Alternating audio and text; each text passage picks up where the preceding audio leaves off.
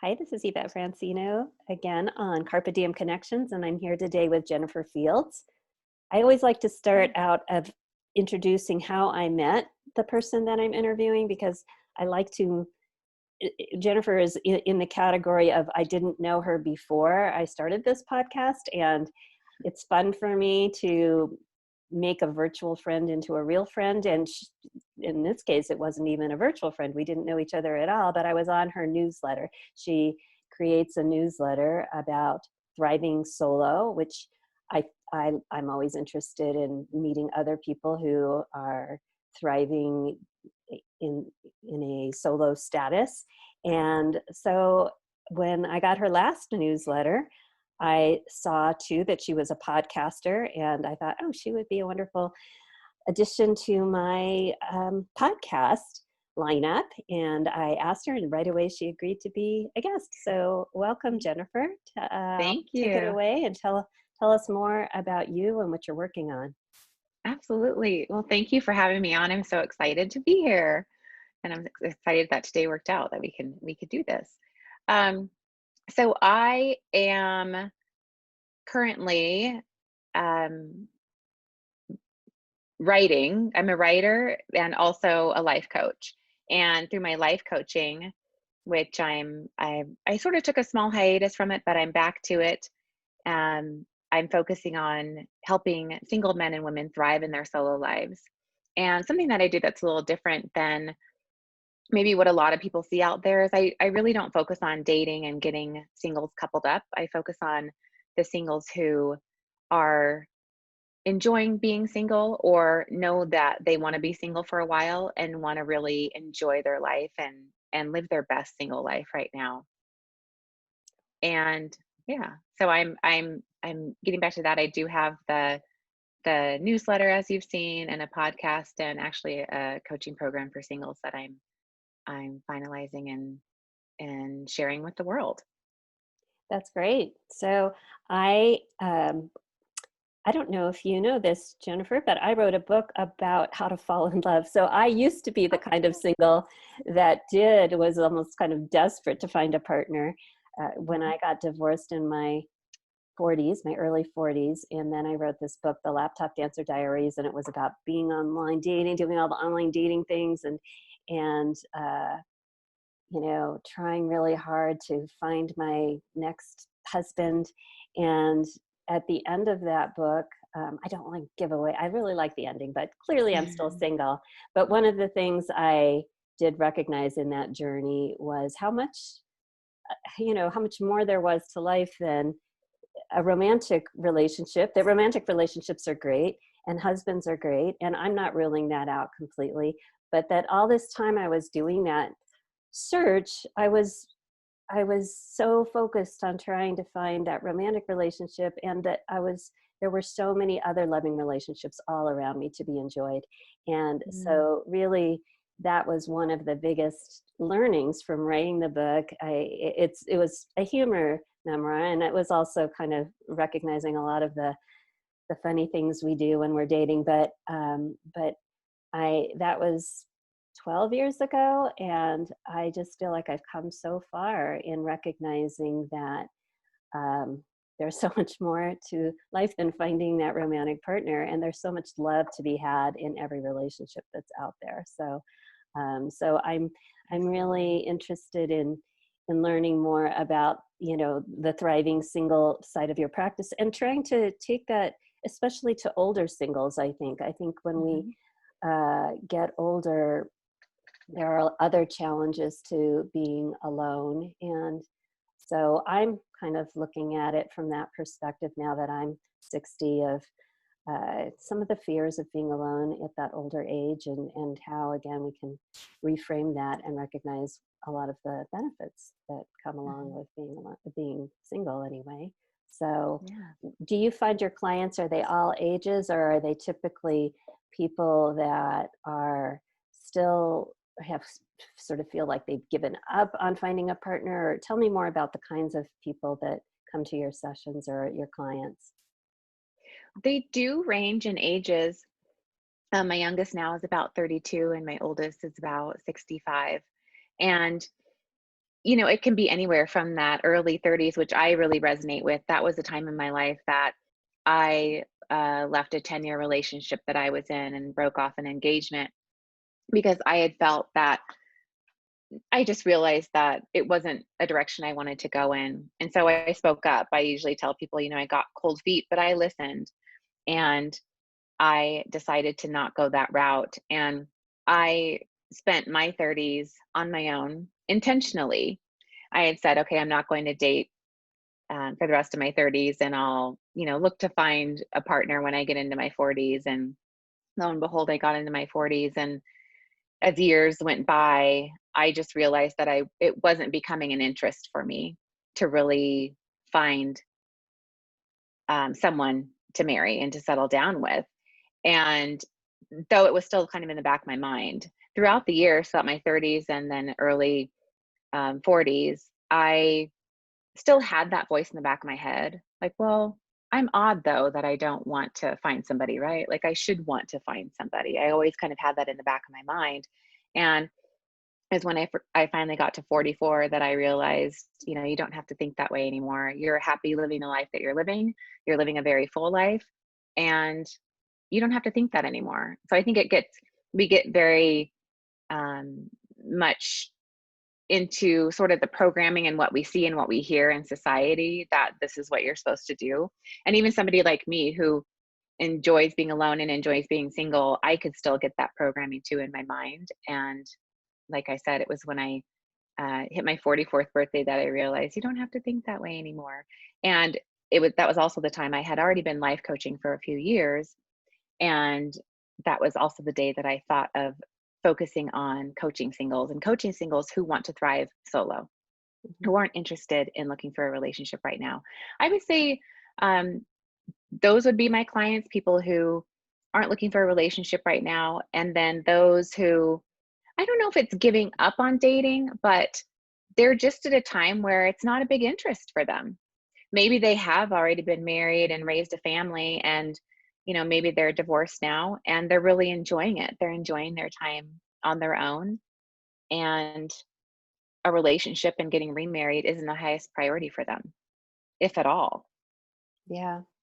It's so interesting how a mindset can change so much our perspective and our internal happiness. I mean, I know for me, again, I'm not dead set against getting in a relationship. If it happens, it happens. I just sort of feel like either way, whatever our relationship status is, our happiness is not dependent on whether or not we're in a relationship. And that if we just, again, that was one of my recognitions, is if I'm spending my mindset thinking like, well, I'm wasting my time with you right now because you're not going to be a husband for me, then I'm missing out on the beauty of that relationship. And it's just having that, it's like, no, this is not a waste of time because I am enjoying this relationship, even if it isn't going to be a romantic partner. And so I think, in and by the way, also, I will tell our audience that Jennifer here knows what an agile coach is, which is rare. I sometimes, throw in a little agile tidbit. And one of the things that we really stress for agile is about the mindset, that it's more a mindset, even though there are these frameworks and rules that we all have to kind of both recognize that we're all different. So context matters, and what works for one person doesn't work for another. And also recognize the importance of the mindset. And if society is all saying, well, the rule is to be happily ever after, you need to be in this partnership, then, it is, you start to feel like you're a failure or something's wrong with you when you're not. And if you're getting those messages a lot from society of pity almost if you're alone, Yeah. instead of kind of celebrating who you are, regardless of what your marital status is or your relationship status. So Absolutely. so yeah, good for you Yeah. for helping people feel good about themselves and confidence and to be able to thrive, Yeah. for themselves. So, Yeah. so this podcast is really about connection. So that's again one of the reasons why I was interested in your work. It's also about positivity and happiness and living a meaningful life. And so I'd like to ask people, what does a meaningful life look like to you? For Or me, yeah, go ahead. oh, Or sure. happy. What makes you happy?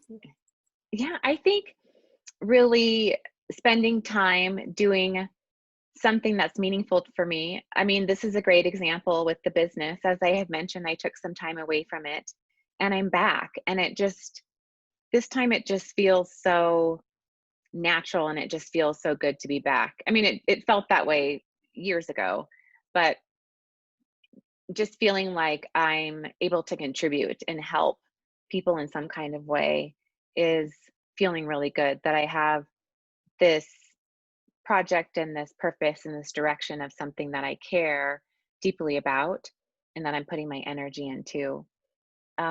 Other things is just loving where I live.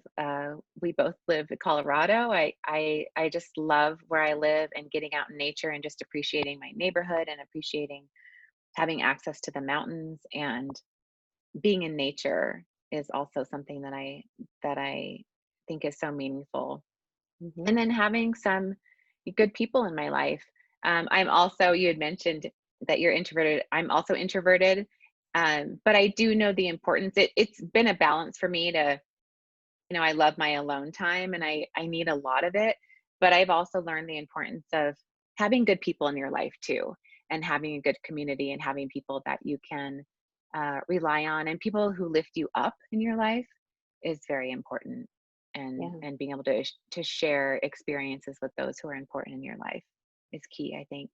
Yeah. And I think also for it's a part of my program. I do have a section on creating relationships and community. I think it's really important as well for people who are living single.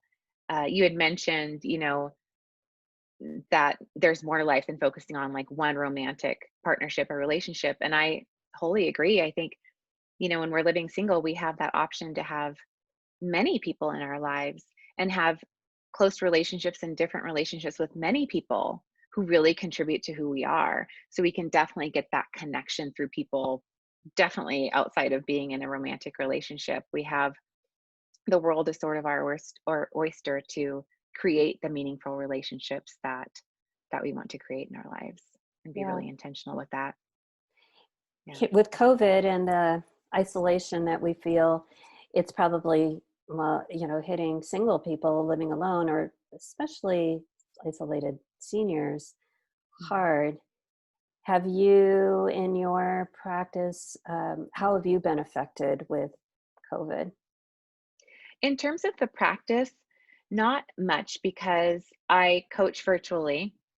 I coach over Zoom or over the phone. So that's been fine. I have seen um there's something, was it in Australia, where they have some new lockdown rules. It might be Australia or New Zealand. I believe it's Australia, where there are singles who are petitioning to have some of the same lockdown rules as couples, because they've allowed couples maybe who don't live together to still visit. They didn't allow those rights to singles. And so a lot of singles have petitioned that, and they got it in the updated lockdown rules in Australia, is that singles can choose a friend to go visit, which is a big thing. It's interesting to see that kind of thing happening, because as you said, you're right, a lot of singles are very isolated. I tend to do okay with that because I can take a lot of alone time, and catching up with friends over the phone and that kind of thing is helpful. I have, here in Colorado, we can get out a little bit and meet a friend for coffee, so that helps. But there are some people who are really feeling isolated, and so it's interesting to see how singles are raising their hands and saying we need some of the other rights that married people and people who are in couples that might not live together have. Mm-hmm. So I've seen that Yeah, come up. I didn't realize they had those types of rules. Mm-hmm. Here in, America, it seems like we're all visiting whoever we want. I mean, everybody's making their own decisions, I guess, about that kind of thing. Um, and I know there's a lot of dynamics around that, a lot of, but we won't go there. A lot of differences of opinion. Yes, exactly. We have Exactly. a lot of opinions here these days, don't we? But I wanted to end with, first of all, do you have a bucket list? What's your opinion about bucket lists? I have things that I want to do. I think I probably have a list somewhere. But for me, I found, number one, I'm not too good at keeping lists and checking them off. I mean, I might keep a list, but I'll probably refer back to it like once a year. Mm-hmm. And it's usually because I stumble across it.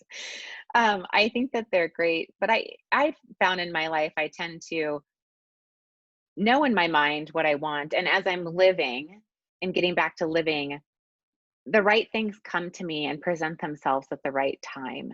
And so I feel like I'm able to live my bucket list that way, with some intention to put out there of maybe like, what are my priorities this year? I tend to put those out there into the universe. I might jot them down somewhere. And then as long as I'm living, I find that my bucket list kind of comes to me, which is Mm-hmm. interesting. Yeah. But absolutely. I mean, I think it is good for us to have some goals. I think it's good for us to know what kind of life experiences we want. Right. Because it's easy to just get stuck in your same routine and not doing the things you want to do. Right. Yeah.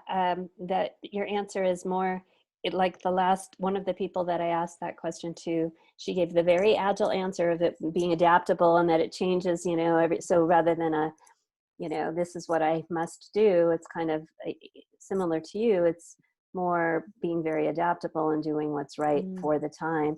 And I do think that is the more agile approach. Is there, and then I usually ask people too, if you only had 1 year left to live, how would you be living? Or would you be doing, of course, now we do have COVID to contend with right now. So let's put that aside and just say, are there things that you feel like I definitely want to do this before I die? And, do you have any things like that?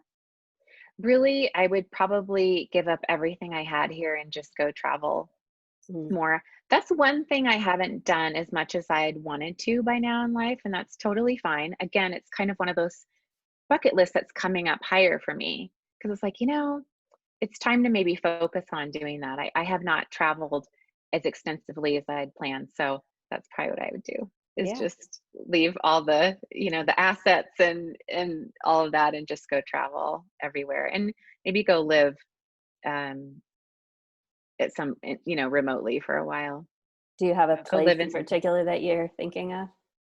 I do like, though I love Colorado and the mountains and I love snow, I'm a skier, but the other side of me is I love tropical places. So I was in Aruba a couple of years ago. I love the Dutch Caribbean. So the next thing I'm looking at is Curacao, which is next to Aruba. So Cool. being on the islands, being on the white beaches with that turquoise water, I do love that life as well. Well, I feel a retreat coming. I'm going to have to.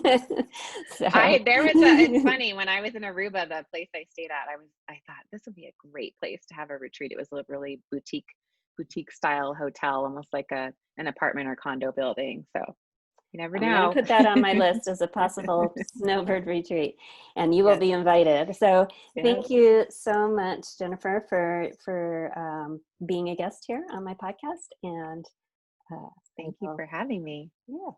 All right.